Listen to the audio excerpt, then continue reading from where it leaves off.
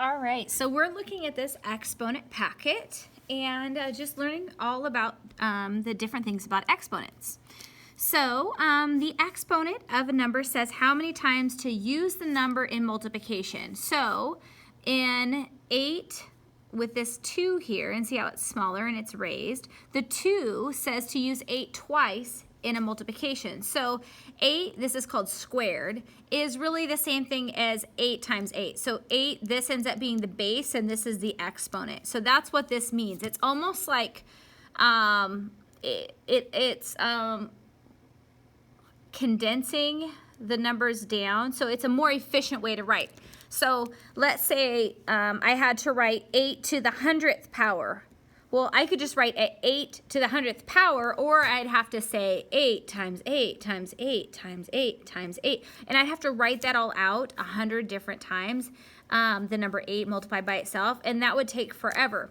So that's why we have the, we're able to condense this all down and just write 8 to the 100th power, and we know what that means. So, in words, 8 squared could be called 8 to the power of 2, or 8 to the 2nd power, or simply 8 squared. So there's kind of 3 different ways to write it, and depending on whose math class you're in, or they use a lot of this in science as well, like with scientific numbers, it will depend on what they say. But just know that those 3 things mean the same thing.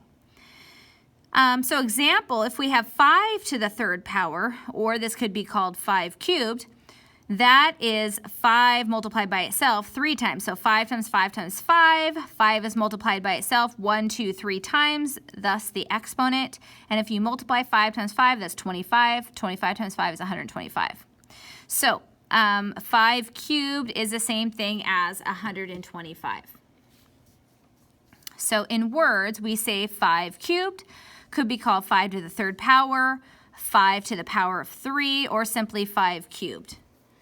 And then there was 2 with this little 4 here, which means 2 multiplied by itself 1, 2, 3, 4 times, right? And 2 times 2 is 4, 4 times 2 is 8, 8 times 2 is 16. So 2 to the 4th is the same thing as 16. In words, we can say that 2 to the 4th could be called 2 to the 4th power, 2 to the power of 4, or simply 2 to the 4th. Okay?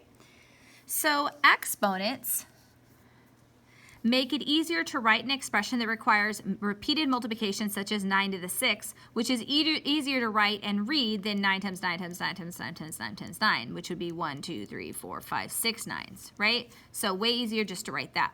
So you can multiply any number by itself, right? That's the key, is it's the same number being multiplied by itself as many times as you want using exponents. So as long as it's multiplying the same number by itself, that's the key.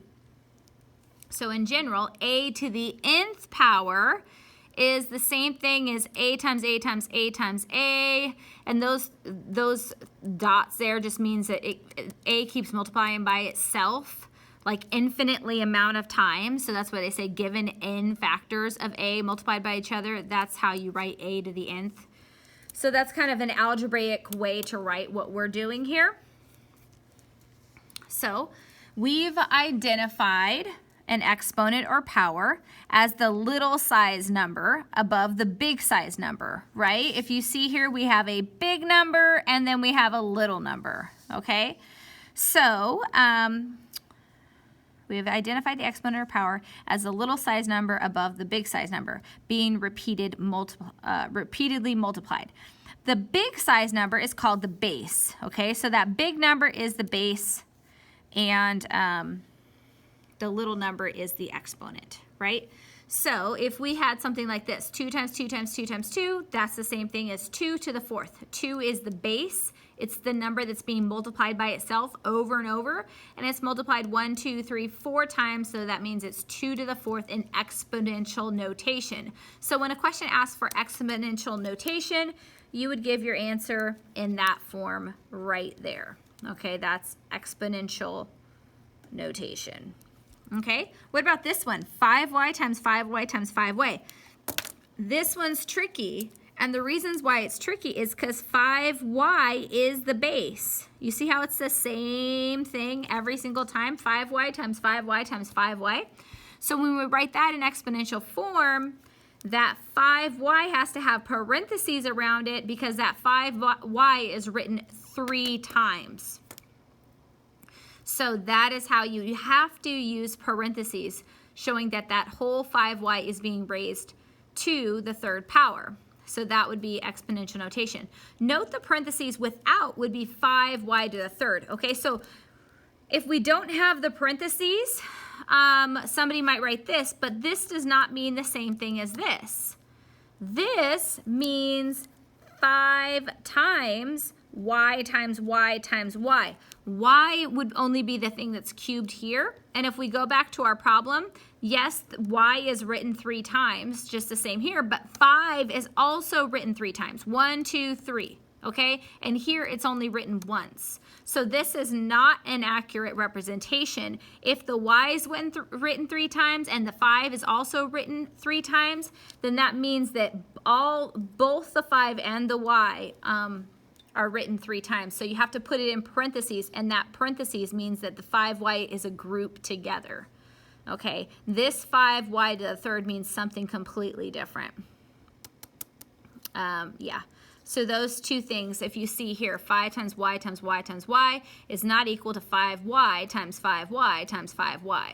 Okay, because there's more 5s here than there over here, so they're not equal. So you have to make sure that you're writing it correctly. Okay, on to the next page.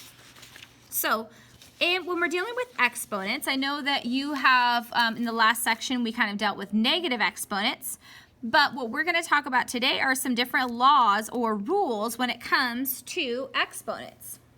So now that we've defined an exponent, we can use the definition to develop some rules for working with exponents that have the same base. So what we're going to do is find the product of a to the 4th times a to the 5th. Now, what does product mean? Does anybody remember? Yes, product means it's the answer to a multiplication problem. So basically, what's the answer when these two exponents are multiplied by each other? And sometimes what I like to do is I like to expand these so I can actually see what's going on. So I think I'm going to move that down here. So let's look here. A to the 4th times a to the 5th. Okay, so we want to ask ourselves, well, what does a to the 4th mean? Well, a to the 4th, right, is the same thing as a times a times a times a, right? It's the base of a multiplied by itself 4 times. Okay, well then that is multiplied, right, by a to the 5th. So that's a multiplied by itself 1, 2, 3, 4, 5 times. So what's the answer when we go a to the 4th? This is what a to the 4th means, multiplied by a to the 5th, right?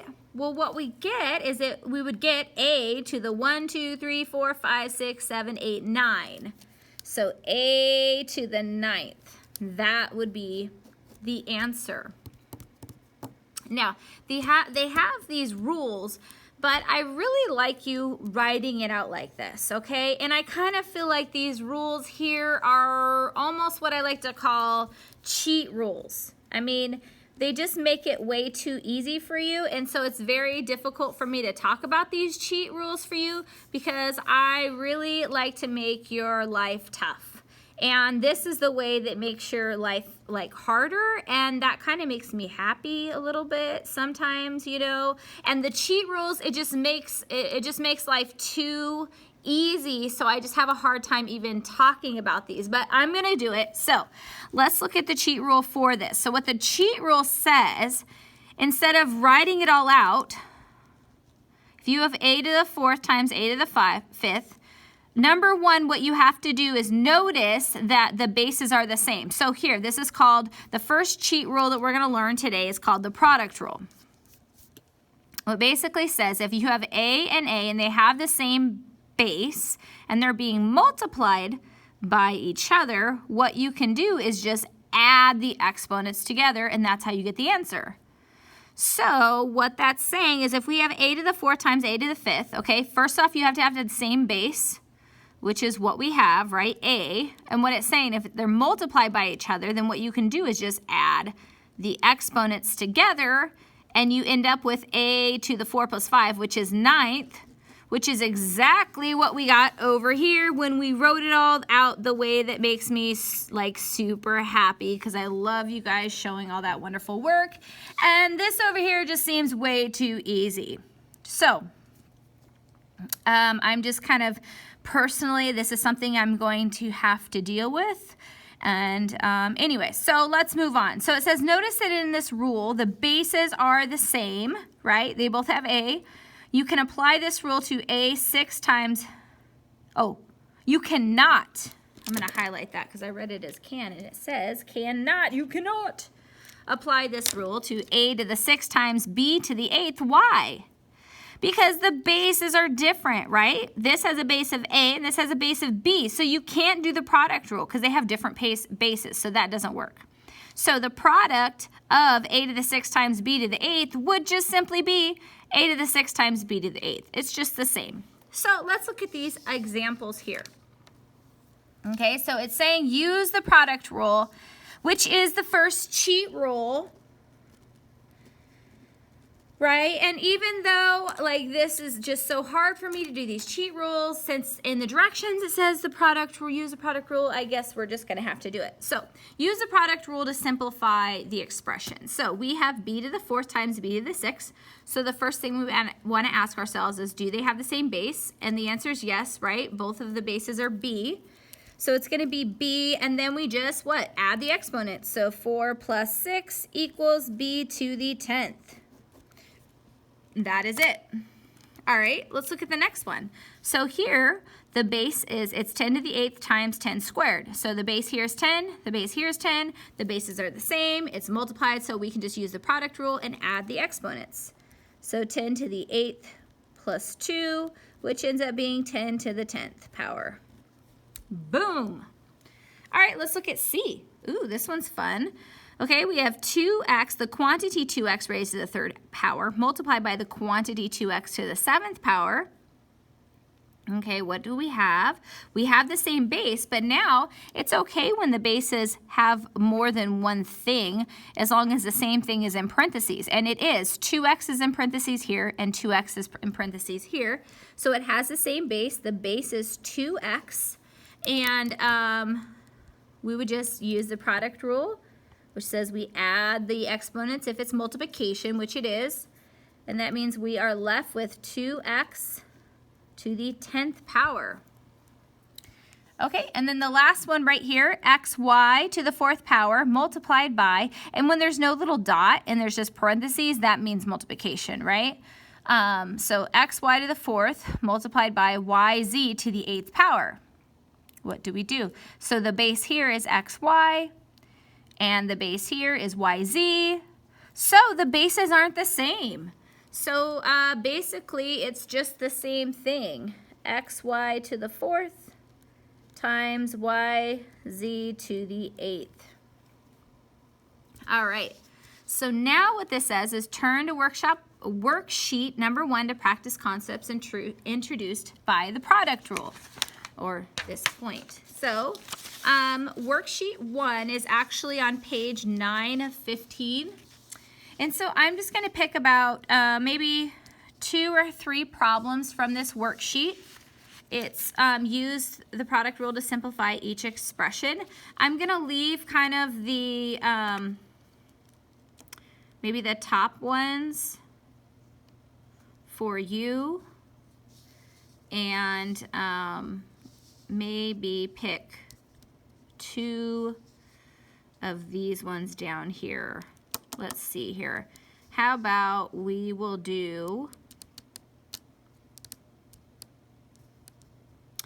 let's choose number, yeah, but how about 8 and 9? Okay, well that's what we'll do, 8 and 9. Okay.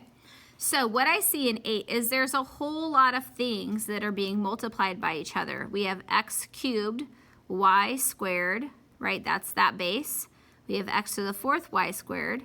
which is different, and x squared, y cubed, okay? So if we look at the parentheses, none of the parentheses are exactly the same, and that's okay. So, but this means that all of these things individually are multiplied by each other because none of these are raised to a particular exponent. So what that means is I have the same base with x. X is here, x is here, x is there. So I can apply the product rule with all three of these things and write it as x to the 3 plus 4 plus 3 plus 4 plus 2.